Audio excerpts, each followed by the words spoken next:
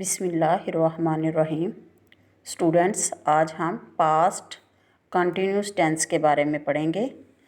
Past continuous tense, जैसा कि ये आपको अपने नाम से ही देख के पता चल रहा है, इसका फ़ेल माजी जारी।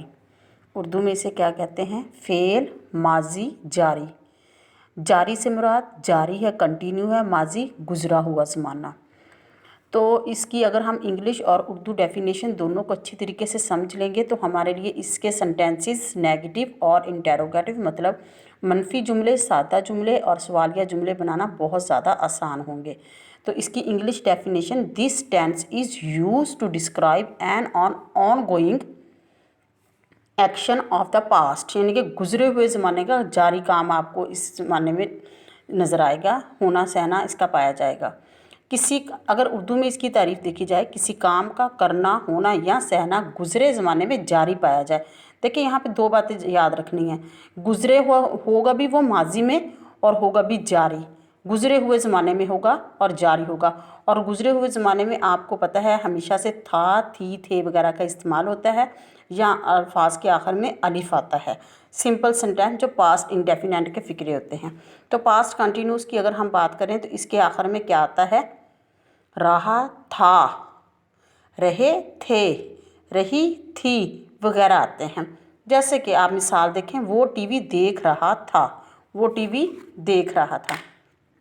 तो अगर हम इसके फार्मूला इसका समझने की कोशिश करें तो सबसे पहले हमें इसके हेल्पिंग वर्ब के बारे में पता होना चाहिए।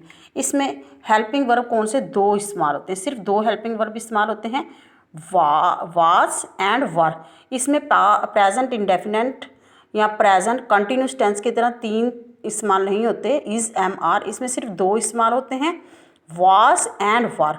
अब वाज जो है वो किसके साथ लगना है और वर किसके साथ लगना है, यहाँ पर आप देख सकते हैं। वाज जो है वो सिर्फ आई के साथ लगेगा, ही के साथ लगेगा, शी के साथ लगेगा, इट के साथ लगेगा और सिंगल पर्सन मतलब सिंगल नाम के साथ लगेगा। वर किसके साथ लगेगा? यू के साथ लगेगा, वी के साथ लगेगा, दे के साथ लगेगा और प्लस पर्सन मतलब सिंगल पर्सन मतलब एक, निदा या अकरम या असगर या अली। लेकिन प्लस पर्सन निदा और यासर, ठीक है, अली और अकरम, इस तरह जिनके एक से ज़्यादा नाम जब हो जाएं तो हम उनके साथ वर लगाएंगे। अगर इसके फार्मूले पे आएँ तो हेल्पिंग वर्ब आपको आप समझ आ गए हैं, वाज और वर दो इस पे इस्तेमाल होंगे। सबसे पहले होगा सब्जेक्ट प्लस हेल्पिंग वर्ब। अब इनमें से कोई एक होगा, दोनों एक साथ कभी नहीं आएंगे, इनमें से कोई एक हेल्पिंग वर्ब और इसके बाद वर्ब जो उसमें काम हुआ है वो वाला वर्ब, उसकी इंग्लिश और उसकी सिंपल फॉर्म के साथ आईएनजी लाजमी लगाना है। इसके बाद प्लस ऑब्जेक्ट, ये इसका फार्मूला है। बस आपको फिक्रे में ये पता होना चाहिए, सेंटेंस में ये पता होना चाहिए कि सब्जेक्ट क्या है, वर्ब क्या है एंड ऑब्जेक्ट क्या है। अब देखिए अगर ये फिक्रा हम देखें, ये सेंटेंस देखें इंग्लिश में, अगर इसे बोलें तो निदा कपड़े धो रही थी। अब हमें पता है इसके आखिर में रही थी है तो ये पास्ट कंटिन्यूस का टेंस है। तो निदा क्या है? यहाँ पर सब्जेक्ट है, मतलब काम करने वाला जो होगा, जो होगी, वो क्या कहलाएगा? सब्जेक्ट। उर्दू में उसे कहते हैं फाइल। कपड़े यहाँ पर ऑब्जेक्ट हैं, इसके ऊपर काम हुआ है और इसे उर्दू में मफ़ऊल कहते हैं। धो रही, अब धोना जो है ये काम है, ठीक है, ये वर्ब, इंग्लिश में इसे वर्ब कहेंगे और उर्दू में इसे फेल कहेंगे।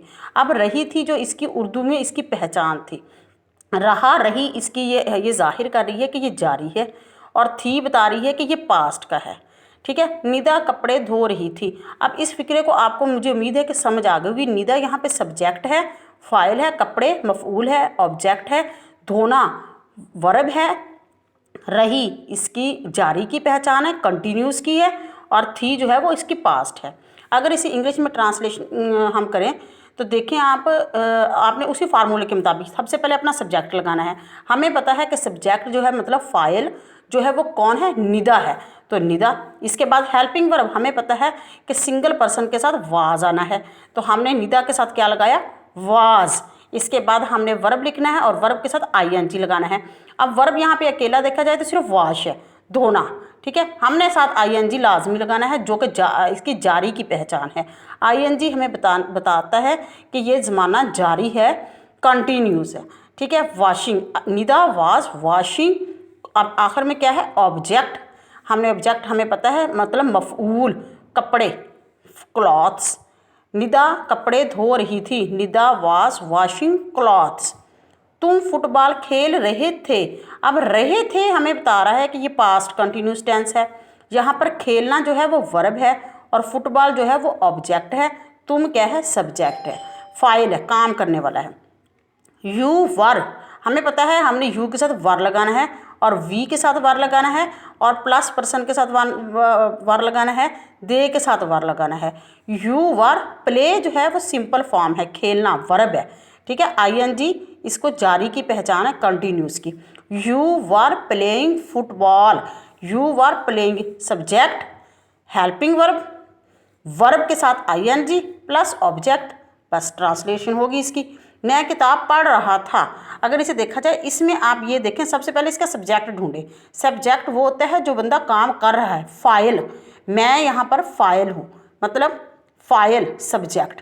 किताब मफूल मतलब ऑब्जेक्ट।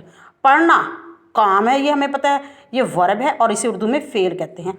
रहा था बता रहा है कि ये फेल माजी जो है जी। इस फिक्रे में देखें, इस सेंटेंस में देखें, मैं सब्जेक्ट फाइल, किताब मफूल, पढ़ना वर्ब है हमें पता है, तो ये फेल। रहा था बता रहा है कि ये पास्ट जारी का जो है ये सेंटेंस है। तो सब्जेक्ट हमें पता है मैं, आई के साथ हमने हेल्पिंग वर्ब क्या लगाना है फार्मूले के मुताबिक, वाज। और इसके बाद हमने अपना वर्ब लिखना है। वर्ब का हमें पता है वर्ब क्या है, पढ़ना। पढ़ना की इंग्लिश क्या है, read.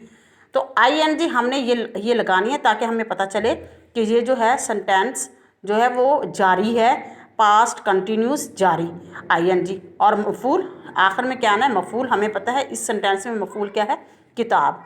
I was reading book, वो स्कूल जा रही थी। तो इसमें देखें वो सब्जेक्ट है, काम करने वाली। स्कूल मफूल है जिसके ऊपर काम हुआ है। जा रही, जाना, यहाँ पे जा रही, जा से, जाना से जा रही, जा वर्ब है, फेल है। रही थी जाहिर कर रही है कि ये जो है पास्ट कंटिन्यूस का टेंस है। She was going to school, फार्मूले के मुताबिक सबसे पहले हमने सब्जेक्ट लगाया। हेल्पिंग वर्ब हमें पता है शी के साथ वाज आएगा हेल्पिंग वर्ब, और गो सिंपल फॉर्म है, हमने आईएनजी लगाना है जैसे कि फार्मूले में है कि वर्ब प्लस इसके साथ आईएनजी। टू स्कूल एंड में मफूल। He was going to school, she